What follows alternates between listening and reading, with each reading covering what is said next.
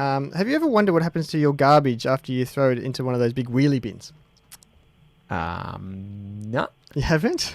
No. Well, look, listen, tonight we've got a bit of an answer for you. Some people wonder, where does it go? When you throw it out in the garbage bin, it disappears. It's a bit of a mystery that it's eluded mankind since biblical times, I think you'll find. What does happen to the garbage once the loud truck comes and takes it away early in the morning?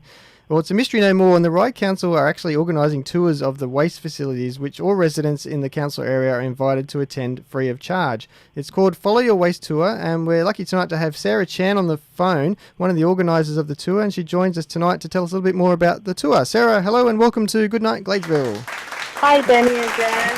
Hello, everyone. Hi, hope you're well. That's good. Yeah, I'm good. Yeah, so you want to know what happened to the West Tour? Yeah. Well, this is actually really quite interesting. Danny and I produce a lot of rubbish on this show. A lot of garbage comes out of our mouths, and it'll be really interesting to find out where it all ends up. So, can you tell us what it's all about? Okay, for the West Tour that I actually run it 5 times a year. I take all the residents to the Eastern Creek to see the landfills, and then after that we went to Chilora, which is called recycling facility center, and in the back that has the sorting machine to sort it out. And it's really interesting, actually, Geoff. You should come along, and then I'm sure that somehow you're able to go back to tell people more about it.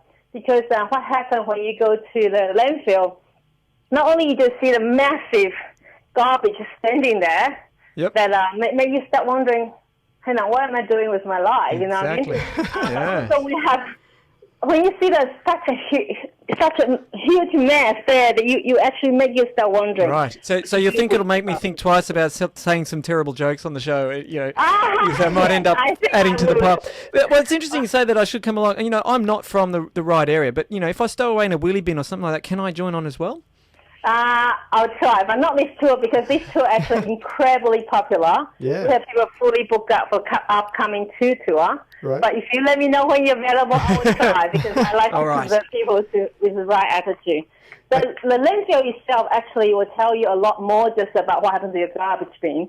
It actually will let you know to see what kind of technology they use to prevent the pollution, air pollution, and water pollution and stuff like that. So it's not Very just about let's see your garbage. So you There's a lot of knowledge. So you take people onto both sides. So there's obviously the landfill where the general waste goes, but then it's also, did you say there's a spot in Chilora where the recycling goes? Is that? Yes, can you tell us a bit about how does that work? Well, basically, when you go there, that we actually go up to Education Center, which is the same building on the kind of one floor up. And so from a window, you actually can see the sorting machine, how it works. Okay. Yeah. Some certain items will purely sorted by machine, but you will see about 5 to 10 people, depending on when you go there. Right. You see some people actually handpick the garbage. So people actually manually sort out the different recyclables.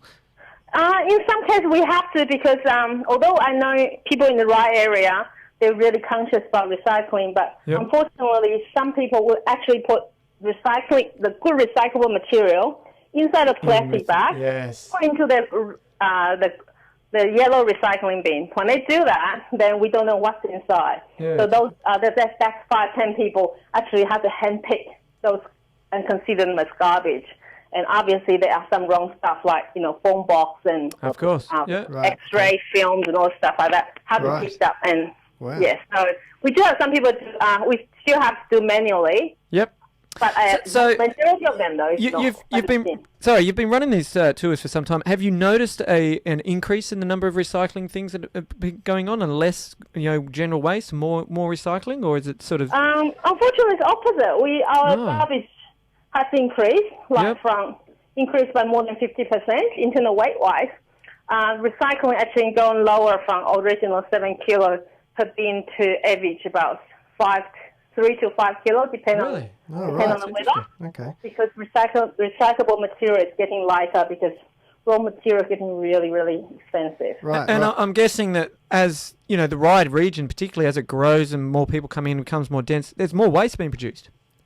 Definitely, that was one of the reasons. That's definitely one of the reasons. But I think it's, besides just the population, another thing is because we are so busy, in our day-to-day life, I think we also waste a lot of food. Yes. Last time when we do the food waste audit, that 40% of garbage is actually the food waste. Wow.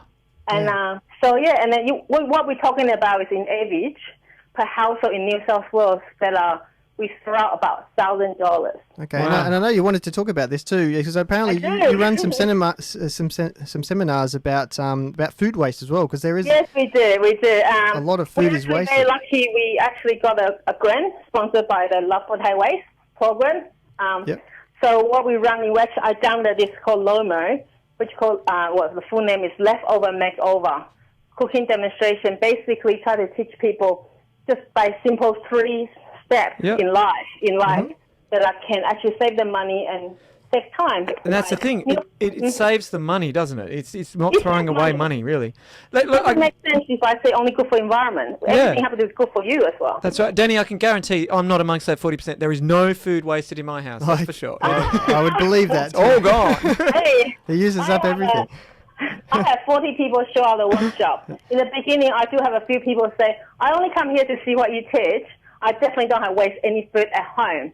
But halfway through a workshop, I can see them start nodding their head and thinking, yes, I do this, I do that. Okay. Because often that you throw away the food that you're thinking, you didn't realize you're doing it. Because when you have a lot level of ingredient. I'm surely, Geoff, that you would have some herbs sitting in your fridge for over a week and you chuck away. It's a herb. And you think, food, right? He's always... So we all do. Well, I can see where you're coming from. Jeff is a bit of a food machine. There's nothing he won't eat. So now we're on the subject of food. Just getting back to the tour for a moment. I noticed in the brochure that it says to bring a picnic lunch along on the day. Now, forgive me for asking you this, but if you're touring rubbish tips and recycling reactors, whereabouts does this picnic take place on the tour? I like to say somewhere very pretty, but actually it's such a busy tour that you actually eat on the bus. On the bus, it's on the run. I do bring morning tea to the education centre for people to have a break, because after 1 hour on the bus to see the landfill, you do want a little bit break. And of course, there'd be no excuse to leave the rubbish on the bus, because you're going straight to the tip at the other end. You can clear it all out, just chuck it out the window. No food. Just chuck it out. That's funny. But no, actually, most people, after they see what happened to the landfill, they actually become very conscious about a whole lot.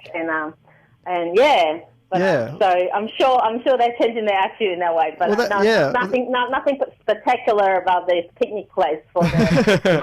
And that's something as well. Like, have you noticed that people that go on the tour, do they become more self-conscious about what they're throwing out at home and just think about it under a different light, maybe?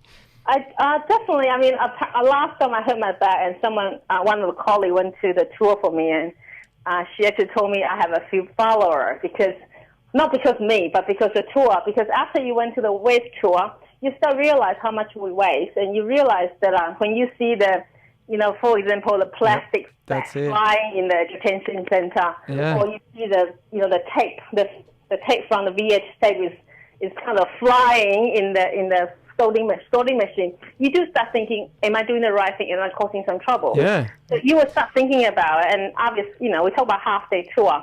And after that, most people actually will come back to join me to do the compost worm farming. And we'll come to the Lomo, obviously. It's absolutely fantastic. Yeah. It's definitely something that everybody out there should do. So it's brilliant to see that the tours running, the seminars going, all the different ideas that are happening.